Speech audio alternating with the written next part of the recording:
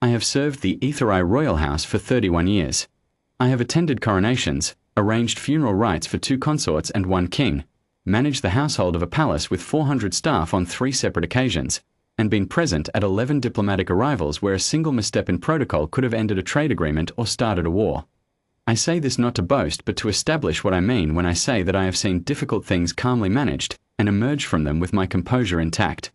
I was not calm on the 12th day of Prince Orion's illness. No one was. The boy had stopped speaking on day 3. On day 6 he stopped eating. By day 9 he would not take water unless you tilted the cup against his lips and waited, and even then he swallowed perhaps half of what you gave him. The court physicians, 11 of them, the finest practitioners in the Aethori conclave, had tried everything in their knowledge.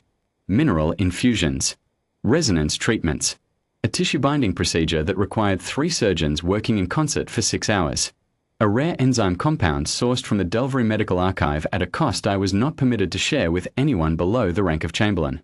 None of it touched him. The boy lay in his alcove in the infirmary, pale as the crystal ceiling above him, his breathing shallow, his eyes, when they were open, focused on something none of the rest of us could see. Her Serene Majesty Queen Vidris did not weep in public. She was not built for it. But I watched her stand in the corridor outside the infirmary on the morning of day 12, her hands clasped in front of her so tightly the knuckles had gone white, and I understood with perfect clarity that she was preparing herself for something she had refused to name aloud. I went to speak to her about the afternoon's diplomatic correspondence. She looked at me and said, quietly, "Is there anything in this palace that we have not tried, Seren?" I told her I would find out. It was not a promise I made with any confidence. I went back to my office and I sat there for a long time and I thought about what the physicians had attempted, and I thought about what remained, and I arrived at very little. Then I thought about the boy himself, 7 seasons old, small for his age, quieter than most children of the court, with a particular fondness for the smell of the kitchens when the galley staff were preparing the evening meal. He had been known to find reasons to wander down there. The staff had always fed him small things. A roll, a piece of roasted root, a spoonful of something warm. He was a child who found comfort in ordinary food. I do not know why that thought led me where it did. Perhaps it was simply that I had run out of everything else. I sent a message to the galley requesting that someone bring something warm and soft to the infirmary, something mild, something that smelled like a real kitchen and not a treatment room. The response that came back 40 minutes later was not a covered tray delivered by a server. It was a man carrying a clay pot wrapped in a cloth to keep it hot, a single plain bowl, a wooden spoon, and nothing else. He introduced himself at the infirmary door as Elan Marsh, the human assigned to the galley's breakfast and recovery preparation. I must pause here and be honest about my first impression of him. He was perhaps 35 years old, of middling height, with the kind of face that wouldn't stand out in a crowd anywhere in the conclave's territories. He wore a cook's work clothes, a plain dark shirt, an apron he had not bothered to remove, and the general air of someone who had been in the middle of something before my message arrived. He was not a healer. He held no rank. He had no clearance for the infirmary wing. He had apparently simply decided that if someone wanted something warm brought to the prince, he would bring it himself and see that it was the right thing. I told him that the court physicians were in attendance and that his presence would likely not be required beyond the handoff. He looked past me at the alcove where Orion lay. He said, "Has he eaten anything?"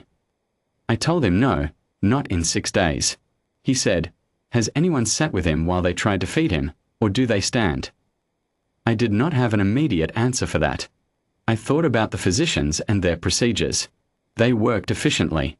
They moved around the boy with practiced economy. They did not, as far as I could recall, sit. Elan Marsh nodded once, as if I had confirmed something he already suspected. He said, "Can I go in?" I should have said no. He had no medical training that I knew of, no rank, and no business in that room beyond delivering a pot of whatever he had made. Instead, I found myself stepping aside. He pulled a chair to the side of the boy's bed and sat in it, not at the bedside in a physician's stance, just sat, the way you sit when you intend to stay for a while. He set the clay bowl on his knee. He ladled broth into it from the pot.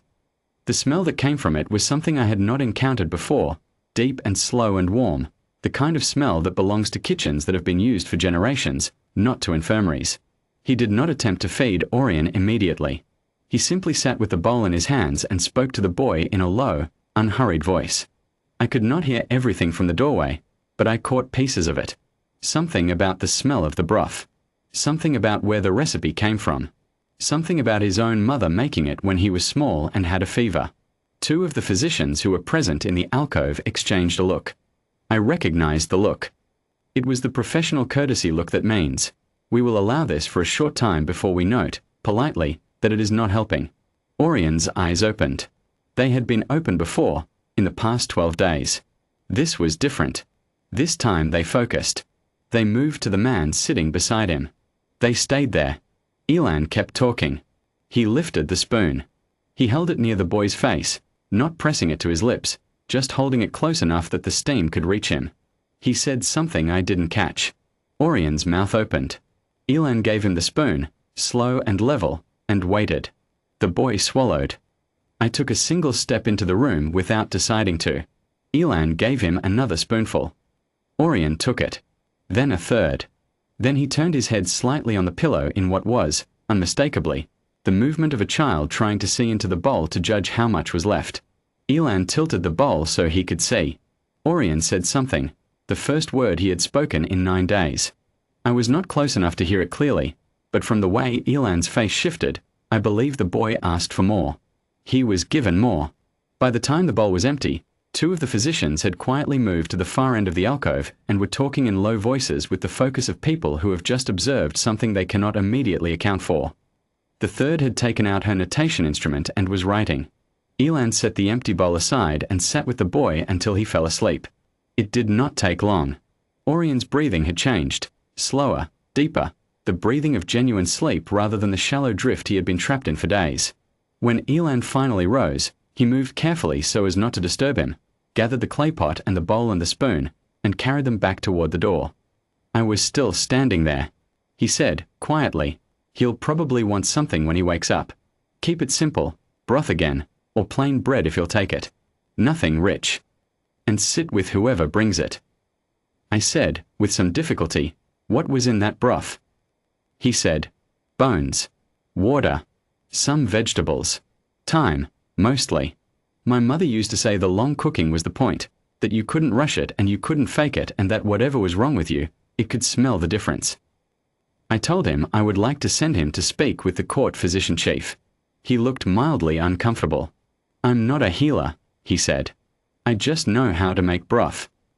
Orion woke 4 hours later. He asked for food. He was brought more broth, with plain bread, and he ate both. By the following morning he was sitting up and asking to see his collection of pressed botanical specimens, which he kept in a case beside his bed. By the day after that he was arguing with his attendants about whether he was well enough to walk to the window, which I took as a reliable sign of full recovery. Queen Vedris came to the infirmary on that 3rd morning after Elan's visit.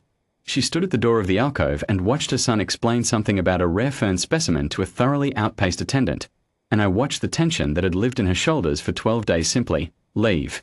She stood there for a long time before she turned to me. She asked who had given the boy the broth. I told her. She asked me to bring Elan Marsh to the small reception room adjoining the infirmary. I went to the galley and found him in the middle of preparing the morning meal for the convalescent ward, not hurried, not distracted, working at the methodical pace of someone who is thinking more about what he's doing than about anything else. He came without fuss, wiping his hands on his apron. Her Majesty received him with the kind of directness she reserves for situations that have moved her more than she wishes to show. She thanked him. She told him what Orion's recovery meant. She told him that the court wished to honor him, and that it was within her power to offer him a formal commendation, a grant of the Queen's favor, and a position of distinction within the palace household. Elan Marsh listened to all of this with the polite patience of a man who is not entirely sure what is happening but has decided not to be rude about it. Then he said, I appreciate that, Your Majesty. Truly. But I'm not sure what I'd do with a commendation. I'm a cook. I know how to make things that help people feel better. If it would suit the palace, I'd be glad to keep doing that, just from the kitchen, the way I have been. Vedris looked at him for a long moment. Then she said, You may stay as long as you like, Elan Marsh, and you will have whatever you need for that kitchen. He thanked her simply and went back to work. I watched him go, and I thought about the 11 physicians with their mineral infusions and their enzyme compounds and their 6-hour procedures, and about a man in a plain apron with a clay pot and a wooden spoon, and about a boy who had simply needed someone to sit beside him with something warm that smelled like it was made with care. The physician-chief submitted a formal analysis of the recovery 3 weeks later.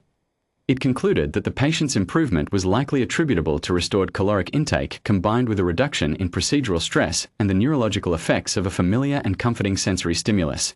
It was a thorough document. I have kept it on file. I have also kept on file the note that Orion sent to the galley on the morning of his first full day back in the schoolroom. It was written in his careful, still unpracticed hand, on a piece of his botanical specimen paper. It said, "Thank you for the soup. It tasted like when someone is looking after you." Elan Marsh, as far as I know, has that note pinned above his workstation in the galley. He has been here 4 years now. The prince still finds reasons to wander down to the kitchen in the late afternoon, and the staff still feed him small things.